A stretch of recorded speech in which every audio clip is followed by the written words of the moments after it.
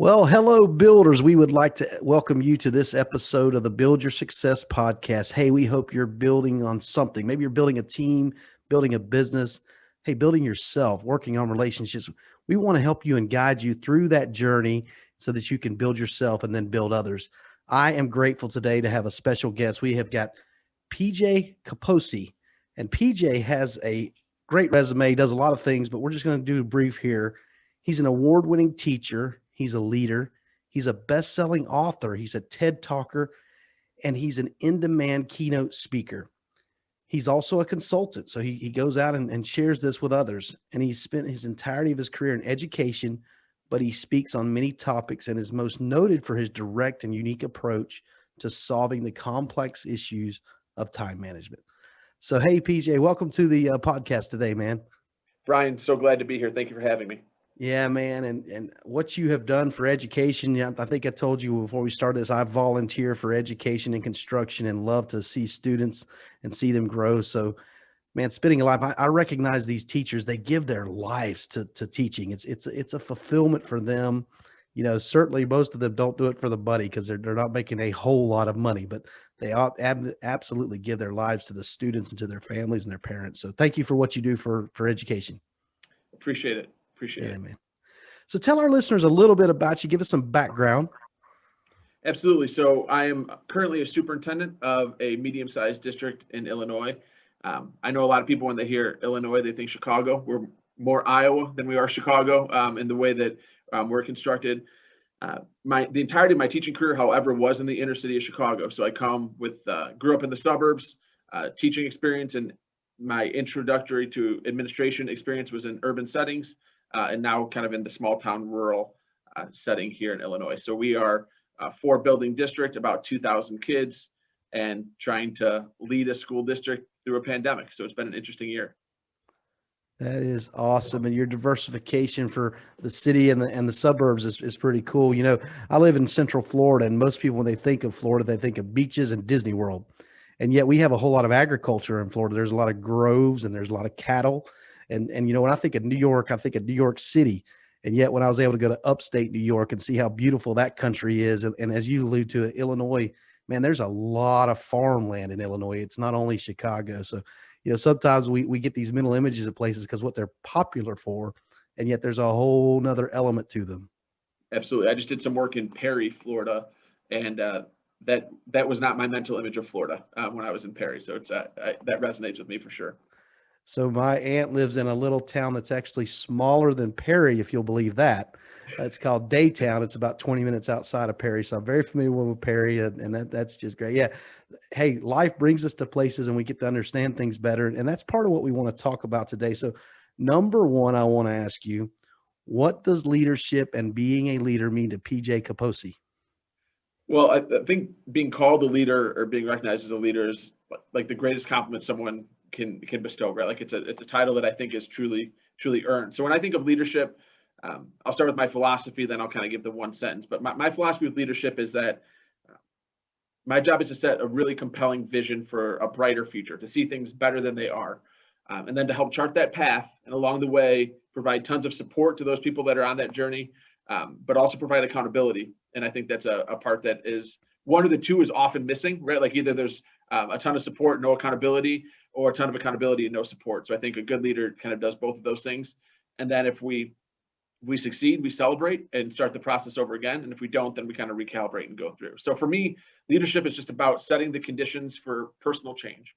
So as a leader, I don't know that any industry works without its people, right? Like that people trump policy, people trump programs. Everyone's got a good idea.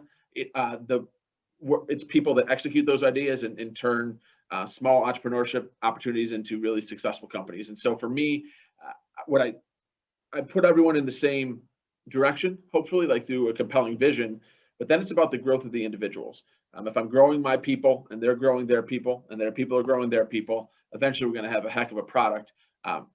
It's not as quick as trying to, make a lot of change with pen or policy or protocol, but I think it's the only way to sustain to change. And to me, it's what fuels me as a leader when I feel like I'm actually investing in helping change the individual lives of people that I support with and serve as a leader. I like that definition. We always get a different definition of leadership when we ask this question, and everyone's got great ideas and great answers. One of the things that I want to focus on that I heard you say is the accountability piece. And not only the accountability, but when you come back, so some people when they hold others accountable, they say it didn't work. And what you're saying is maybe it didn't work, but that's not to say it can't work. And so you said we're going to reevaluate. Now, if we're not going to have a celebration, we're going to look at it, reevaluate, and retool or repurpose. And I love that answer. I think that's just great that you think like that and realize. And it just came to my mind instead of it won't work. It didn't work, but it For sure. can. So when I look at things that didn't work or people that aren't working out within the organization, to me, like when we decide to move on from an individual, it's either because they're incompetent or insubordinate. And I use those two words very intentionally because for us to know somebody's incompetent, that means we've invested, we've supported, we've provided opportunities for individual growth.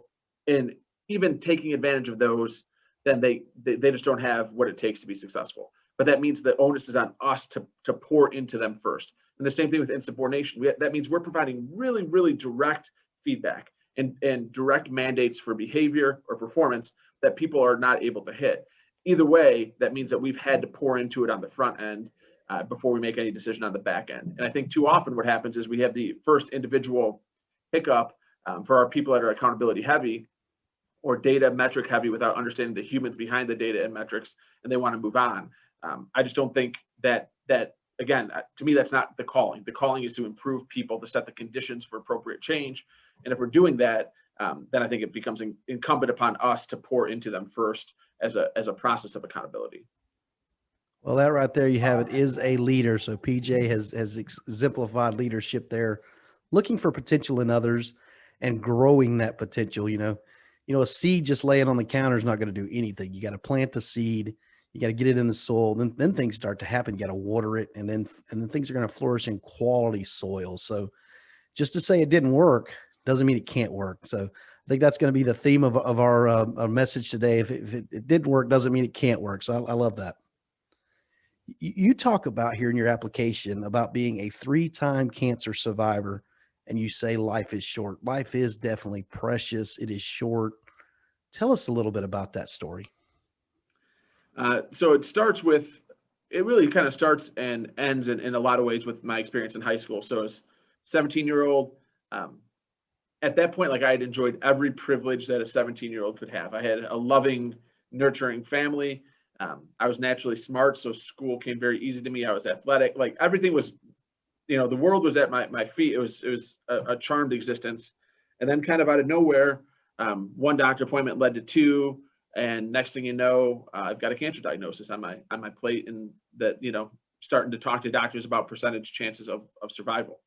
And I would love to tell you, like at 17, I was mature enough to kind of compartmentalize and to process through all of that. And I didn't, right? Like at 17, and I think anyone that's had cancer can kind of resonate with this. The time between diagnosis and treatment is mental anguish. Once you start treatment, you're just in the fight. And so you get through the fight, and then about 3 months later, you realize, oh man, this could come back. And then that mental anguish starts again. So for me, by the time that I processed through and really understood what happened to me as a human being, was probably mid-college. So I maybe 3 years in. And so like I had adopted the mindset life was short, but it was much more of like the YOLO, life is short, rather than I'm going to, maximize my purpose and passion. And then, around 21 or so, I kind of had some counseling, just to be transparent, and worked through some things. And I started to understand a little bit more about myself and increase my self-awareness. And from then I kind of, came very clearly to the mindset of like, tomorrow's not promised. And so I've gone really hard in life. Like when you read the resume or the bio when I'm going to give a speech, like it's a lot, but that's because I'm trying to cram as much life into every day as possible. And the experiences the second and third time have been bumps in the road, and they've been grind, and they've been harder on my family than they've been on me at that time, because I've already kind of calloused the mind in that regard. But it's something that I hoped everyone would kind of take out of the pandemic. So and initially was kind of paralyzed by health anxiety. And then as I started to process through, I started to look for silver linings. And my hope is that a lot of my success has been fueled by understanding mortality, as dark as that sounds. And what the pandemic did, at least in March and April of last year, was make, I think, everyone considered the mortality at one point or the other before we realized exactly what we were dealing with. And my hope was that everyone just would be invigorated by that and would embrace life and embrace joy and try to find passion and live out their purpose. And what I've seen so far in the last 6 months is I don't think that's taken place. But I hope that in speaking and doing and writing and doing and trying to share the message is that if I can help a person each time I speak, or two people, kind of latch into like understanding like, okay, I'm the architect of my own life. I'm the CEO of PJ Inc. If I am not happy and I am not doing what I want to do, then it's time to potentially look and consider, like, life is short, but you just don't want to grind through life. Because believe me, it can happen, right? Like, you can be a hardworking, provide for your family and grind through life and never attack your passion and purpose. To me, that's really sad. And I just want to help as many people avoid that as possible. Wow, that's some phenomenal stuff. You have an outlook, based on this being a young person and surviving cancer, but also you and I had a conversation how you've been in education. Have you lost students? So I think you probably have a compassion, knowing you could have potentially lost your life at that age, and then you see these young people, their lives gone due to tragedy. So let's have a little conversation around that. Yeah, I mean, I think that anyone that's in education, you do the gig long enough, you're going to lose a student. Being in leadership and having obviously domain over several buildings, it happens a little bit more frequently. So, and it never ever gets easier, right? Like it's, and I don't know that it should, right? Like, I don't know if you're a quality educator, it should. My last year in Chicago, we lost 8 students in a single year. So when you try to put that into context, I mean, that's, there's 9 months of the school year. So that means on average, you're going through this process once a year where you're grieving and trying to support and help kids. And, that's the inner city of Chicago. And I know that's different. And a lot of people are like, that's not what's normal. But no matter where you go, there's auto accidents, there's suicides, there's terminal illness, there's other things that come up. And again, it's that constant reminder of that life is short, and are we who we want to be? One of the stories that resonates with me more than anything is, as a principal, we had a student take his life, and it was hard. It was emotional, and very popular student, very connected with kids. Our whole building kind of was in this funk. And so as principal, I'm leading. And so I am trying to do everything I can to support the parents, support the community, support the kids. And I'm just kind of on autopilot and not really feeling what I'm feeling. And the last thing that happens is when a student passes is that typically administration will clean out the student's locker, and then we deliver it to the parents. And I remember going through that process, and the whole time I just, again, kind of been on autopilot, and I hand over the materials to the dad, and I'm a dad. And the dad starts looking around the house, and everything he sees, he starts talking about what he wished he would have done differently, or what he wished he would have spent more time with this kid. And I lost it. I couldn't speak for 10 to 15 to 20 minutes. And so when I am grinding really hard at work and I am not seeing my kids, like that image of standing in that doorway crying for 15 or 20 minutes is a constant reminder of me, of the man I want to be. Do I want to change lives and influence people and be a great speaker and a great author? Yeah, that's like miles down the list below trying to be a great dad. And so, and I don't think I'm different in my thinking there. Like, everyone's like kind of most important job is to be a great husband, great father. But sometimes when we look at how we chart our life, we don't chart our life that way. And so I think we all need, like, every once in a while, we need to take a little self-assessment and say, like, look, is this what am I allocating my time? Am I putting my most valuable resource, which is myself, my vessel, my brain, my time, toward what's most important to me? And unfortunately, I think most of us aren't. And I think that's where a lot of discontent and dishappiness and unhappiness comes from. And that's what I try to kind of bring people back for. And so for me, it's whenever everyone processes things internally and through their own lens. My just hope is that when people are faced with either tragedy or triumph, that they're taking that as a moment to self-assess and say, is this what's really important to me? And does this really bring me joy and happiness? Because life is short, time is a finite resource. and I want to be the best that I want to leave the legacy that I want to leave. And that's going to be different for everybody. But I just wish more people were mindful of that. Yeah, PJ, it's such a tough world. I like to say that life is hard, and sometimes we human beings make it harder. And one of the things that I train and coach people to do, you talked about the triumphs and the tragedies. You know, you've seen that line where here we are and here's where we want to be, and there's a straight line, and then they also show it with the zigzags. Yep. What I encourage people to do is round off those, and you say triumphs, so I'll use that word today. Round off the triumphs and round off the tragedies, so that these high spikes are. I mean, man, if you're on top of the world and on top of the mountain, that ride down, if it's a peak, it gets high momentum. And then when you're down in the trenches, man, if it's a V, it's hard to get out of. And so if we can, and you said earlier, and I love it, it's something I have to tell myself, I have control of me. You know, the 6 months you talked about being bleak, it has been. But suicide, and maybe somebody's listening today, listen, suicide is not the answer. You have value, you have purpose, you have passion. Please, for your family, for yourself, for us, me and PJ, don't do that. High school students, family, elderly, you're here for a reason. You're here for us. Stick around.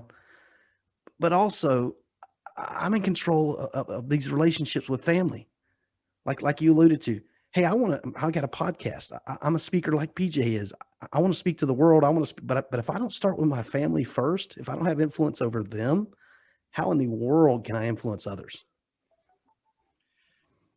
I mean, I think it's, again, most people would say it's their most important job, right? Like, and so I know there's healthy debate whether the most important job is to be a good spouse or a good parent, right? Like, and it's hard to be a good parent if you're not good, whatever the case is. But again, it's when I ask people, oftentimes I'm like, all right, what do you spend time on each week that you know is a waste of time, and what do you wish you spent more time on? And so my point in having them do that exercise, which always turns out to be roughly the same, right? Like too much time on TV and doom scrolling and social media and Netflixing, and not enough time on my family, on my faith, and on my fitness. Almost universally comes across as the answer, right? And so we know the answer. So like, that's why when I talk about time management, like I'm in people's faces. This is not about time.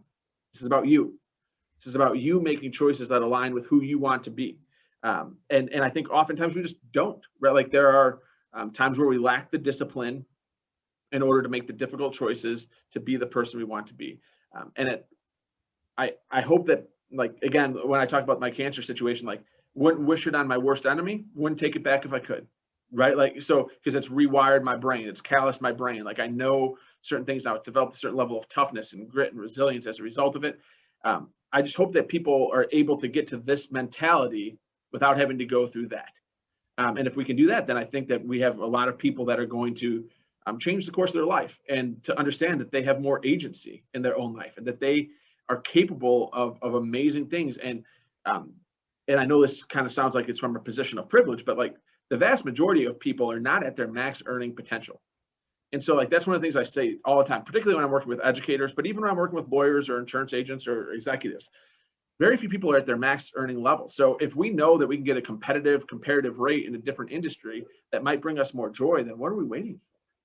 Like, why are we not being that architect of our own life? Why are we not thinking about where we want to be in 5, 10, 15 years and charting our path, and hopefully getting there early? Like I shared with you before, like none of my 5-year plans have ever worked out.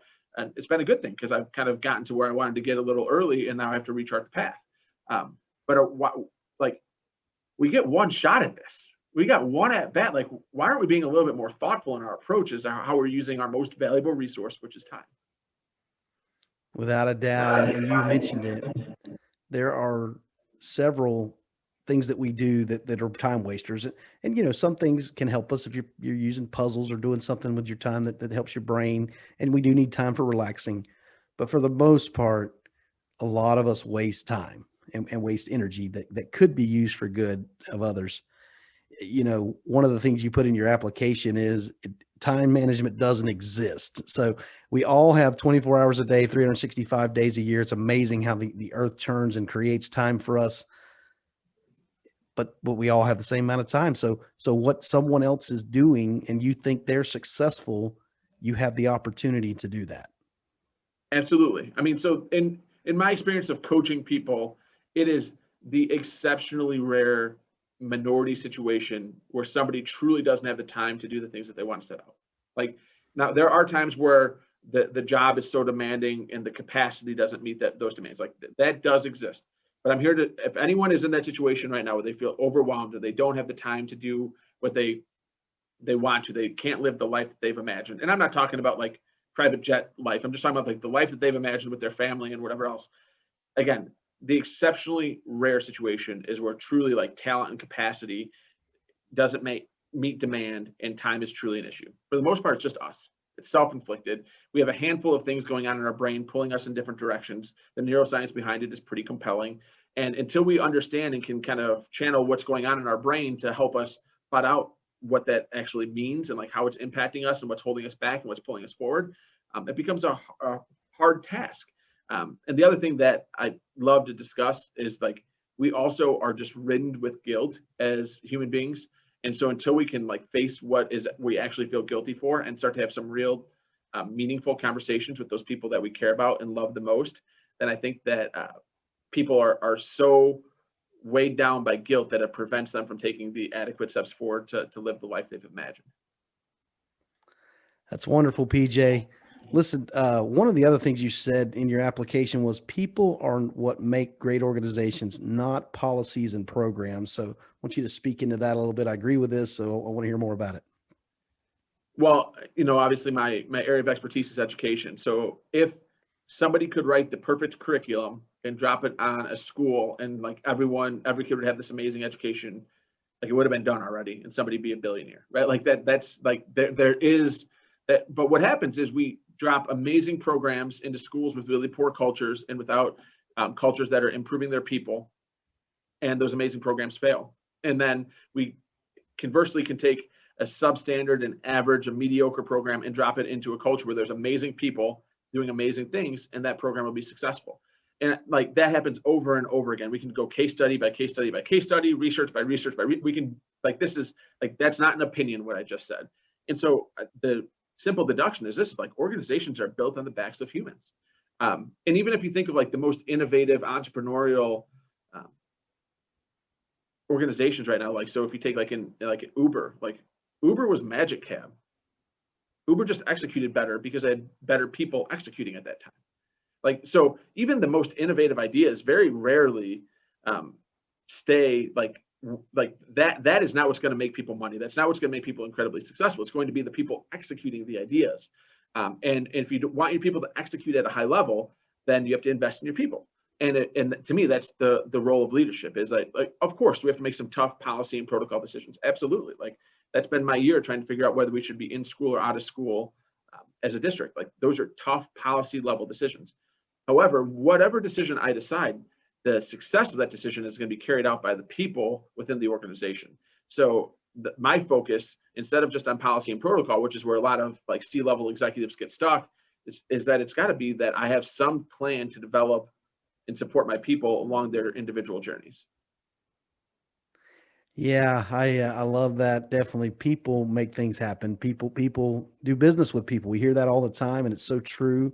And in education, I told you I volunteer in the high schools, and I see an educator that has just has the students just their lives in his hands, and they love this teacher, and yet the district or the school system has this red tape bureaucracy that he's not checking these boxes to meet their criteria, to meet their policies and procedures. However, the students are learning and engaged. I think that should be what we're after. And I think that's where we can learn from each other, learn from industry, and learn that people are what we're at. People doing well is what we're after.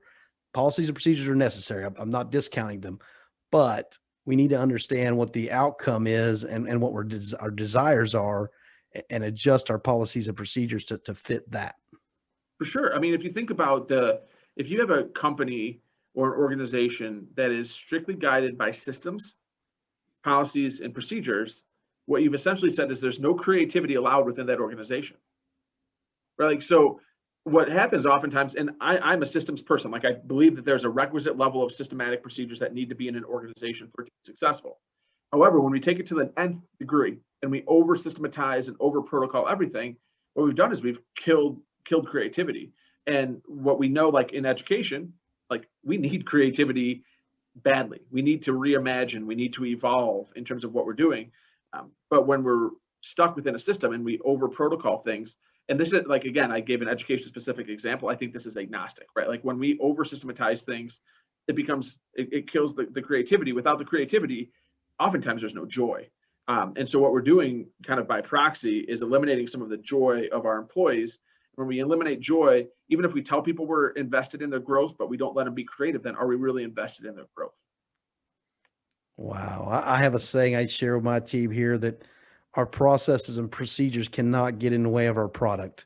It's got to be part of the routine, but don't let it hinder the product. So, well, PJ, we are at that point of the show where we got to close things down. So tell the listeners how they can get in contact with you, where they can find you on social media, just however you want to share with the audience this closeout.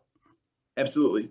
So I'm available on social media at kind of a convoluted handle. Most places it's MCUSD Soup, SUPE, for Meridian Community Unit School District Soup, or just my name, PJ Caposey. And everything that I talked about, produce, blog, written content, ebooks, etc., all available on my website, which is www.pjcaposey.com.